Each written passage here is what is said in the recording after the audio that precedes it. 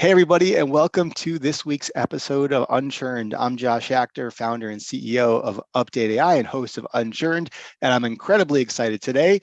Joining me are Alli Tiscornia, Chief Customer Officer of ChurnZero, and Abby Hammer, Chief Product Officer of ChurnZero. Alli, Abby, thank you so much for being with us today. Thank you for having us, Josh. Absolutely. ChurnZero. I love the name, by the way. I always have, and I've also really always admired your branding around the little characters and the illustration. Churn monsters. The churn monsters. There we go. Yes. Churn monsters. Yeah, I love it. So you're a CS platform. Abby, you've been with ChurnZero pretty much from the beginning for 7+ years now. Tell us a little bit briefly about ChurnZero. Yeah, absolutely. I'll attempt to be brief. Alli knows that's not always my forte, but so ChurnZero is a platform and a partner for teams that manage customers. Certainly the customer success team, but we also support a variety of other customer teams like account management teams, onboarding teams, professional services teams. We're really trying to make sure that anybody who's involved in helping the customer have a great experience, realize the outcomes that they bought for, that everybody's working out of the same place with the same deep, rich data so you can make data-driven decisions. So you can be really proactive about how you work with customers. So our goal is to just give CSMs and other customer-facing teams that proactive edge, whether it's getting in front of changing health or finding the right moment to upsell or cross-sell or understanding renewals that are coming up and better forecasting. All of that can be done and much, much more. And tell us a little bit about your role. Your role is part of the story here because go ahead. Yeah, so I've been at ChurnZero since the beginning. I was employee number one after our two co-founders, our CEO Yuman and our CTO Mark. And the ChurnZero came from a really natural place for us. A previous organization that we were at, we had real churn and we couldn't figure it out. We couldn't get our hands around it. We couldn't get in front of it. And so that's what got the three of us into being really interested in the world of platforms that support customer-facing teams. There was so much out there at the time for sales teams, for marketing teams, and basically nothing for customer teams, which is so strange. So I originally joined as our director of product, but then as we needed someone to get our customer team off the ground, I have a background in customer success. We didn't call it that at the time, aging myself just slightly there, but I had a background in customer success. So I ran that team, our customer success team, our implementation team for the first 6 years. So it was a really interesting opportunity to run both product and customer success. And it helped our solutions grow in a really well-rounded way because we were users of our own product as well. But those are two incredibly important functions in the organization that cannot reasonably be done by a human, even one as stubborn as me, for forever.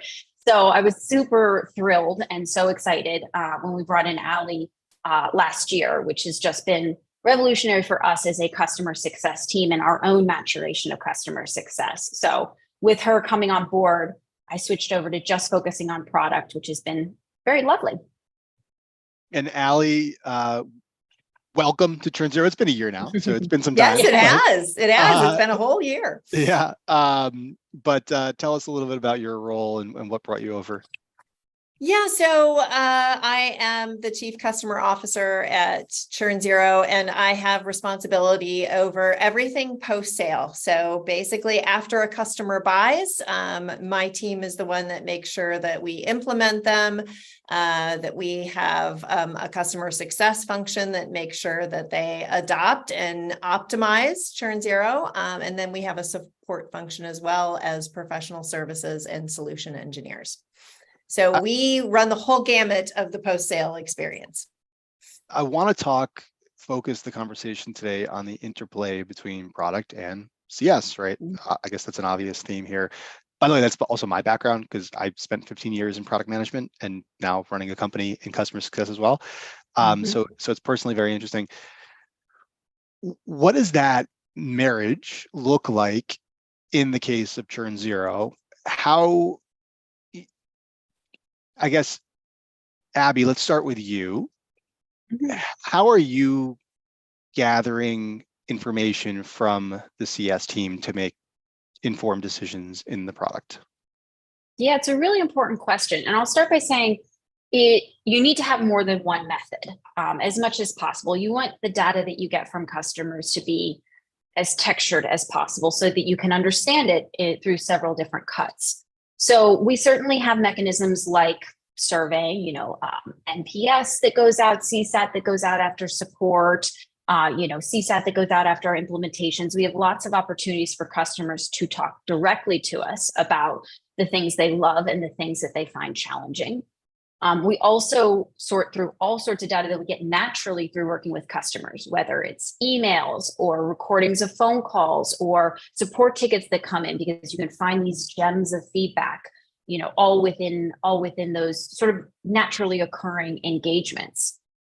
But something that Alli and I have worked really hard on and really changing up the process a bit in the last year is also how we have our team submit feedback on behalf of our customers. So we have a process that we go through to submit that feedback. And we like having our team do that because they can give us super clear feedback. They're going to have had the opportunity to talk to that customer, fully understand what they're going for, what they're asking for, why they're asking for those things. So they can be a really rich source of feedback for the CS team. For the product team. To have this system set up for them to be able to submit feedback to us. Product reviews that feedback on a very regular basis, weekly, in fact, because what we want to set up a loop for our internal teams and for our customers. So I think one of the most challenging points between product and CS is that feedback loop. Like there's usually lots of ways that feedback is sort of slingshot at product, however well it may or may not be passed. But it's that loop that sometimes really falls apart. We want our team to know that we're reviewing things and understanding what's there. And we want them to understand how that then folds into roadmap, what we prioritize, how and why. And we want to equip the CS team to be able to go back and talk to customers about the things that they ask for. So that feedback loop was super important for us, as were regular meetings that we run at least quarterly, if not more frequently, where we talk through that feedback together and try to understand not only what the quantitative data is telling us, but also what the qualitative data is telling us. Alli, how have you set up the customer success group so that you have that rhythm of feedback going? Like tactically speaking, you've got a lot of CS leaders that are listening to this podcast. What Abby did a good job in describing it, but like specifically, how does your machine run in that sense? Yeah, I think you have to be very organized. So one of the things that I've learned in my experience with product leaders is they are highly responsive to quantitative data, not just qualitative data, right? So telling your chief product officer about how a customer is not going to renew because of a certain feature set it's not going to carry a lot of weight, right? So we really, really have to be able to provide quantitative data. So we get very specific in terms of CSMs are responsible for actually putting in enhancement requests, either through support or directly within a system, so that Abby and her team can actually pull that data out and review it on basically a weekly basis. They go through all of the different tickets that we submit that are enhancement requests, and they validate whether or not that is going to be something that we want to focus on in the roadmap. And then I think the other thing that is really the responsibility of the CS organization is pattern recognition. We are the ones that really need to define what are the things that we see over and over and over again, what we hear over and over and over again. And then we need to be able to assign a value, a dollar value to those different themes.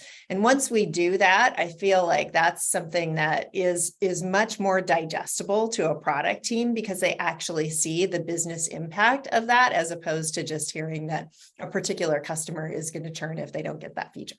How are you going about that today? How are you assigning those patterns and categories of feedback that you're hearing? Yeah, so one of the things that we do is we try to organize it around actual feature sets within the product. And then we try to, we basically take the dollar value of the account and we assign it to those different themes. Makes sense. So we try to add all of that up and say, this is going to be X amount of dollars to the business if we can get this particular feature. Money always talks. Money always talks. It's amazing how that happens. Yes, it is. So you're providing a lot of value to product for sure in that feedback from the customer, from the front lines of the customers. What's product giving you? So I think one of the whole Dangerous reasons that Alli.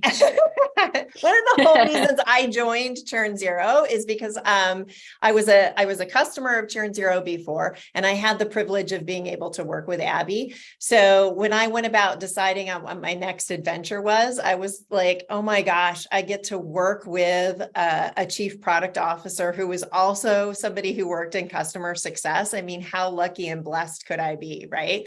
And so it's been so much fun to have such a great partnership with somebody that I respect and admire so much. But I think what Abby has done, and I really appreciate this, is she understands the customer perspective. She's not afraid to go talk to customers. She enjoys going and talk to customers.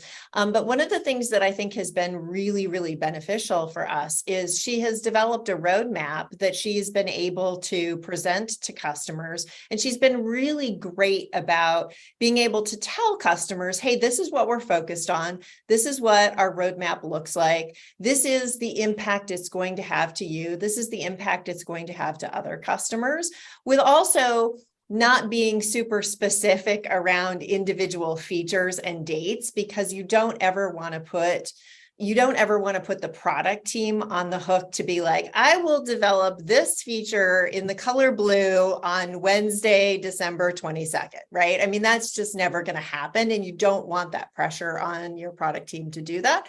So Abby's been really good about developing this kind of higher level roadmap that gives our customers an understanding on what we're going to be focused on, a higher level expectation of when they can see those features. Alli, I'm going to put you on the spot a little bit. Which function is the most sacred relationship with which you hold? Is it product, or are there any other groups out there? So I think as a representative of the customer, you have to hold pretty near and dear the relationship you have with product, right? Because at the end of the day, we sink or swim based on what the product does for our customer. So if the CS team doesn't have a good relationship with product, or conversely, if product doesn't have a good relationship with the CS team, it is a massive impact to the company. And I really do think that is, to me, the most sacred relationship. And then probably next up, the CFO, because that person usually gives us the money, right, at the end of the day. But again, it really has to be about the product. The CFO is always the most sacred relationship for anybody in the business. That's for sure. Yes, everybody wants to be their friend. Everybody wants to be friends with the CFO.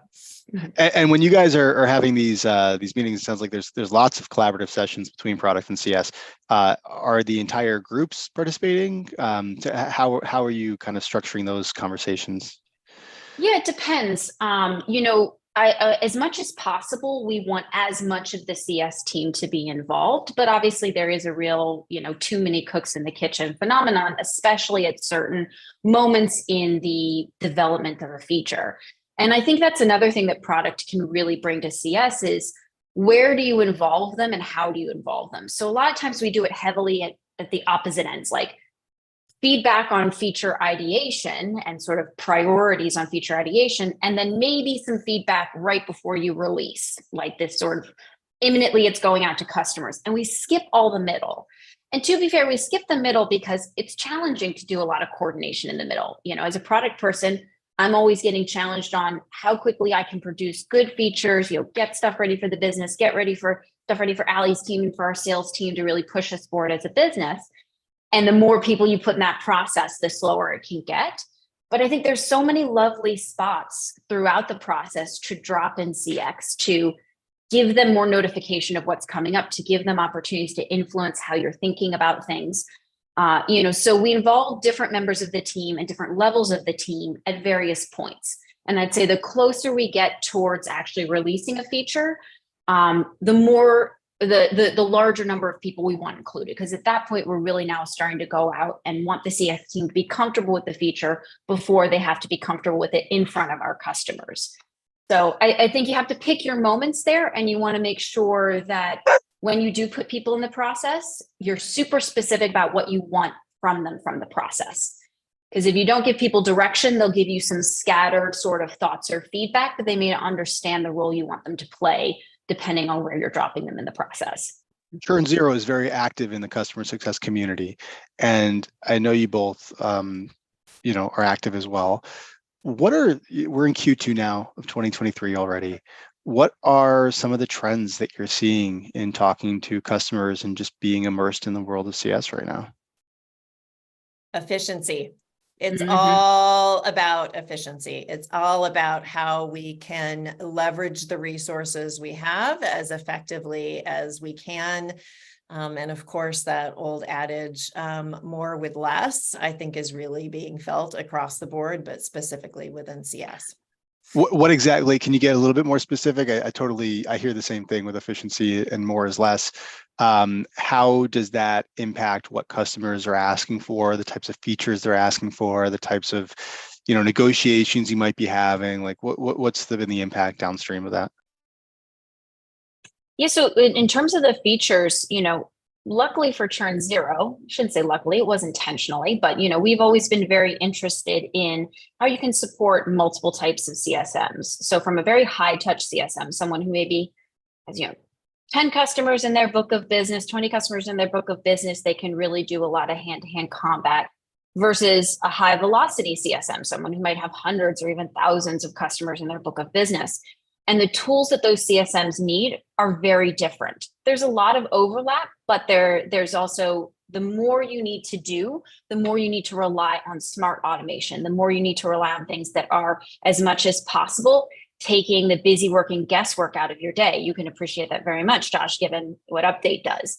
So that's a lot of the features that we're hearing is, if I'm trying to make sure that the human resources that I have can be used in the best way you can use a human resource, which is for strategic discussions, helping unstick situations.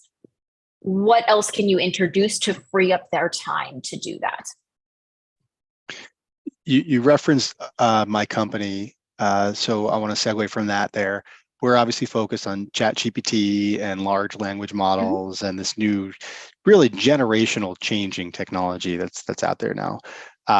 And ChurnZero was one of the first in the CS space to quickly adopt it. Tell us a little bit about your vision for, a little bit of current state of how you're effectively using your large language models, but also future vision and where you think ChatGPT and these NLPs can take the industry. Yeah, absolutely. I mean, we are just at the beginning of understanding what Gen AI is going to do for a lot of job functions, not just for customer success, but for a lot of job functions, a lot of just human functions in general. So it's both very exciting and very kind of, it's a lot to take in. I think probably the closest thing we've seen is the invention of the internet. Like, it might be a little dramatic to say it that way, but I think it's going to become that big of a change in terms of what we do. So I think a lot of what ChurnZero is focused on here in the shorter term lines up with some of the initiatives that you all have put out, Josh. And that is, hey, there's a lot of our day that we spend doing things that aren't higher level processes. Like, just think about a single meeting and what happens around a single meeting.